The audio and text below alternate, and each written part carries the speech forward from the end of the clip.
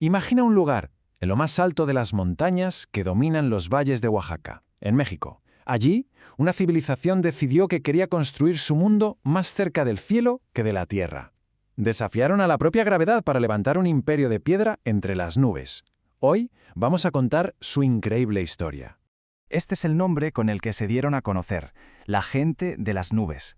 Un nombre que ya de por sí suena a misterio, a poder, y que define por completo su forma de ver el mundo. Pero, ¿quiénes eran en realidad? Y esa, claro, es la gran pregunta que vamos a intentar responder.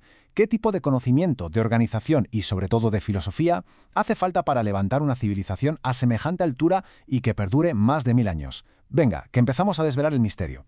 Vamos a empezar por lo más obvio, por sus logros más visibles, ¿no? Sus increíbles proezas físicas, la forma en que cogieron el paisaje y, literalmente, lo moldearon para adaptarlo a su visión del poder. El corazón de este imperio era su capital, Monte Albán, pero ojo, que no era una ciudad cualquiera. Se fundó allá por el 500 a.C. y no fue cosa de un solo pueblo, sino el resultado de la unión de varias aldeas que decidieron crear algo totalmente nuevo, un centro neurálgico que lo dominara todo. Y lo más alucinante es cómo lo hicieron. No buscaron un valle fértil, ¿qué va? Escogieron la cima de una montaña, la nivelaron de forma artificial y sobre esa plataforma casi imposible construyeron su gran plaza, templos, palacios, vamos, una obra de ingeniería absolutamente monumental. Y esta decisión, desde luego, no fue un capricho. Desde esa atalaya de piedra, Monte Albán controlaba todas las rutas comerciales importantes que conectaban el centro de México con el sur. Una ventaja geográfica brutal que les aseguró poder e influencia durante, atención, más de 1000 años.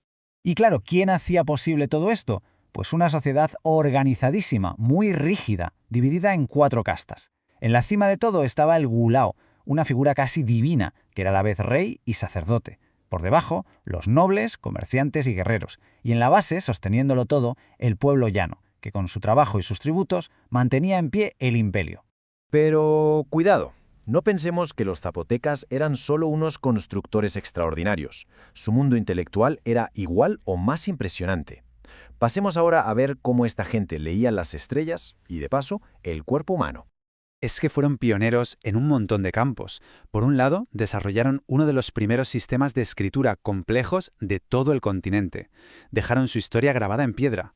Y al mismo tiempo, tenían unos conocimientos de medicina tan avanzados que eran capaces de hacer trepanaciones, o sea, cirugías craneales, y que la gente sobreviviera. Increíble. Y en medio de esa perfecta simetría de Monte Albán, de repente hay algo que no cuadra. Algo que rompe el orden. Se le conoce como el edificio J. Y su diseño es único.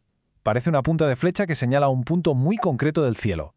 La pregunta, claro, es inevitable. Si todo lo demás sigue un patrón súper claro, ¿por qué esta estructura es diferente? ¿Qué secreto esconde esa orientación tan rara?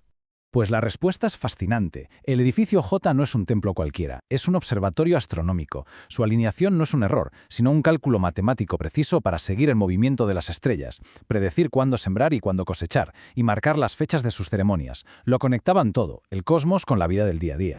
Y esta conexión tan profunda con el cielo nos lleva directos al corazón de su filosofía. Para entender por qué construían en las alturas, hay que entender cómo veían el mundo, la vida y, sobre todo, la muerte.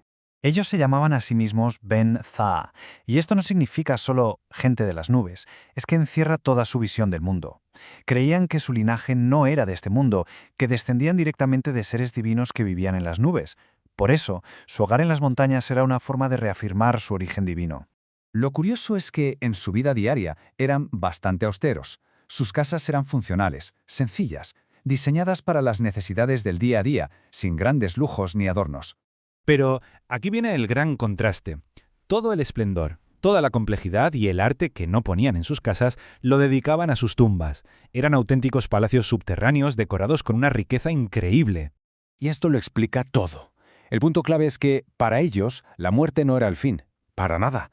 Era solo un paso a otra forma de existencia. Una en la que los antepasados seguían muy conectados con los vivos. Las tumbas eran portales, no callejones sin salida. Y por eso eran mucho más importantes que las casas. Su mundo, claro, estaba regido por dioses muy ligados a la naturaleza. Veneraban a Pitao Kosobi, el dios del maíz que les daba de comer, a Cojijo, el temido dios de la lluvia y el rayo, y a Pitao Becelao, la deidad que gobernaba el inframundo y el viaje de los muertos. Y con esto llegamos a la parte final, que es quizá la más sorprendente de todas. ¿Qué pasó con este imperio en el cielo? ¿Cuál es su legado hoy en día? Si miramos la historia de Mesoamérica, vemos que hay un patrón muy claro. Grandes imperios que surgen y acaban cayendo. La poderosa Teotihuacán colapsó. Las grandes ciudades mayas fueron abandonadas. El imperio tolteca se desvaneció. La lógica nos diría que a los zapotecas les pasó algo parecido. Pero la lógica aquí no funciona. A diferencia de muchos de sus vecinos y contemporáneos, los zapotecas nunca desaparecieron del todo. Su historia no termina con un colapso misterioso. Su legado es real, es tangible. A día de hoy, millones de descendientes suyos mantienen viva su lengua y sus costumbres en Oaxaca. Sus edificios, que han aguantado siglos de terremotos, nos siguen dando lecciones de ingeniería. Y sobre todo, nos dejan una lección tremenda sobre cómo la identidad de un pueblo puede forjarse en esa conexión casi mágica con su tierra y sus ancestros. Al final te das cuenta de que el gran logro de los zapotecas no fue solo levantar piedras, fue construir una cosmovisión entera, una forma de entender el universo, la vida y la muerte desde su perspectiva única, desde las alturas. Y su historia nos deja con una última reflexión, una pregunta flotando en el aire.